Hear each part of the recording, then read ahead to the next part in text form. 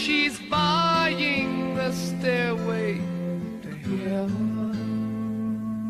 When she gets there, she knows if the stores are all closed, with a word she can get what she came for. Ooh, and she's buying the stairway here. There's a sign on the wall, but she wants to be sure, 'cause you know sometimes words have to mean. In a tree by... If I were to describe CSM Keesler with one word, it would be strong. He just has a strong persona, strong personality, and he just sticks to his guns. One word, patient. He has like a almost superhuman level of patience.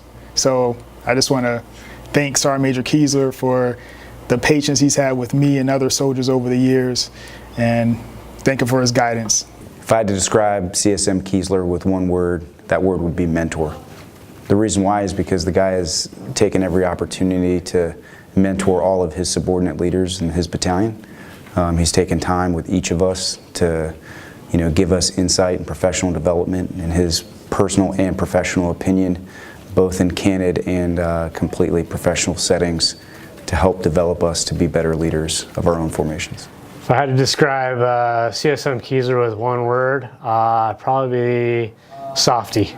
Why is Kenny a softy? Underneath that hard exterior he tries to put onto, he'll fold as soon as you give him a big hug.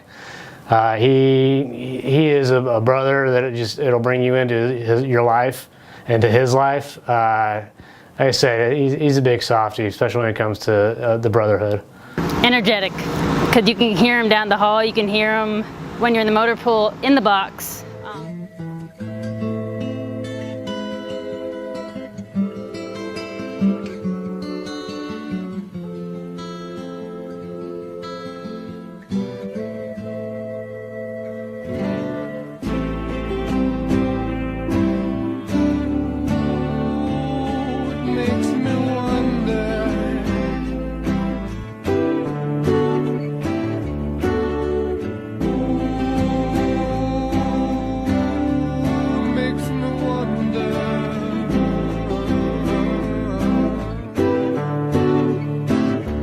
There's a feeling I get when I look to the west, and my spirit is crying for leaving.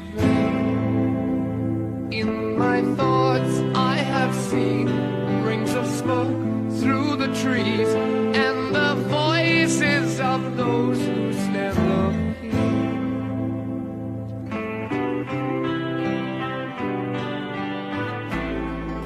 I'll always remember Kenny Keesler, CSM Kenny Keesler, from my first interaction with him back when he was first sergeant over at HHC, 1st SFG. He was running a NCO of the Year competition, and in it was a 12-mile ruck march. And I was a much younger E6 back then, and Kenny Keesler was neck and neck with me as a first sergeant on the ruck march. And at the very end of the finish line, he beat me. So I'll always remember the fact that he was always older, but still fucking strong and in shape. He's very caring. He cares about his soldiers. Only because I know when I had my daughter, he came to my house. He made it out of his way, his own personal time, to come to my house and meet my family and meet our new addition to the family. There's not any one moment that I'd really say is monumental over another, but the fact is since my arrival here in 1st Battalion over 2 years ago, at every PT event, every major function, CSM Keesler has made it a point to be there, running with full kit, running with his rucksack, being at podium finishes at all the different endurance events and competitions that we've had, either as a battalion or individually down at the company level. He's just a leader of leaders and has consistently been there, and he's been present, and he knows his people. So I think that the most memorable thing that I have about Kenny Keesler is just the amount of presence he's had and involvement within the battalion. One thing that reminds me about Sergeant Major Keesler is he goes, "Hey, what's going on? What's going on?" Always, shaking everyone's hand going through the hallway. Seeing Kenny was my first team sergeant. It was the very first SF experience I had, literally walking through the doors of Alp Company 2nd Battalion back in 2006. E7 promotable Keesler was standing in the doorway, and as I walked in and literally grabbed me by the arm, freaking spun me around, and said, "Where you been and what you done?" And I jumped out of my skin a little bit, and he gave a quick answer, and he's like, "You're on my team, come on."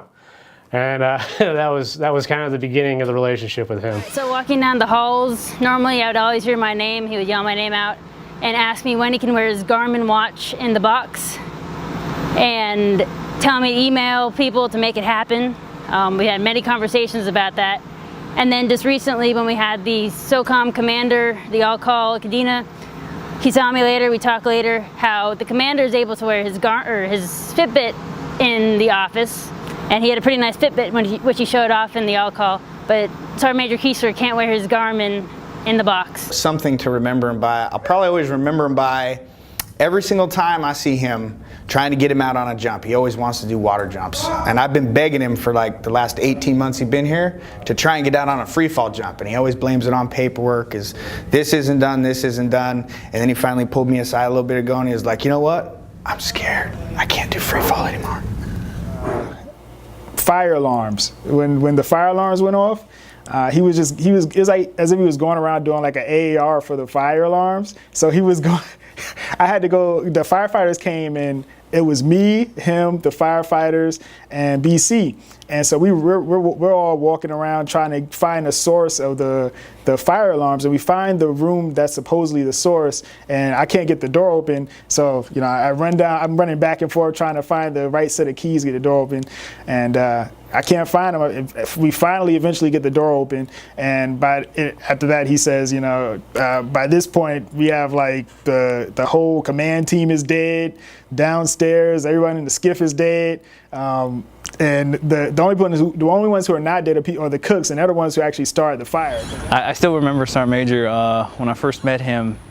That was all he ever talked about was the stairs. And then when we actually did it, I mean, it was no joke, Yeah, before, like, how every Sergeant Major has that one thing they all brag about, that, oh yeah, this, that. But then when he actually went out there and he was beating most of the unit on the stairs, like that's what I took, like, where you're not cocky, but you're confident.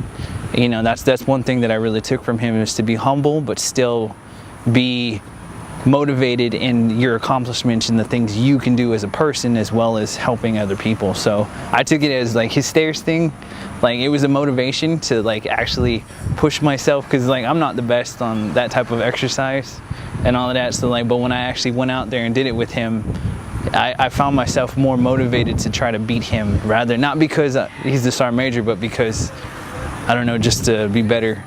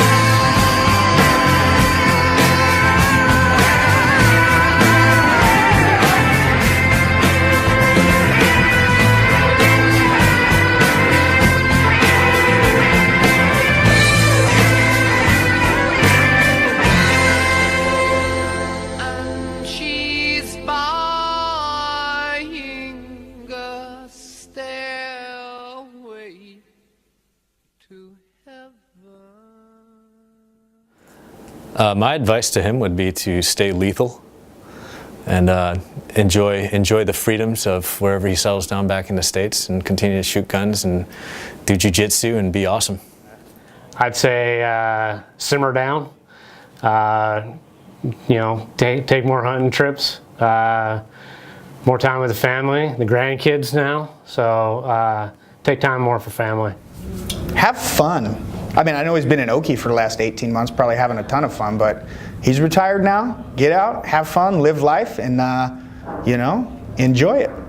The advice that I have to give Kenny as he transitions to be a civilian is, you know, he's been so selfless in all that he's done over the last 28 years, and I just ask him to turn to his family and start investing into himself and continuing to be himself, because he's a great human, he's a great person, great friend and mentor, and just tell him to continue to be you and invest in yourself now, because we got it from here, and we'll take it forward.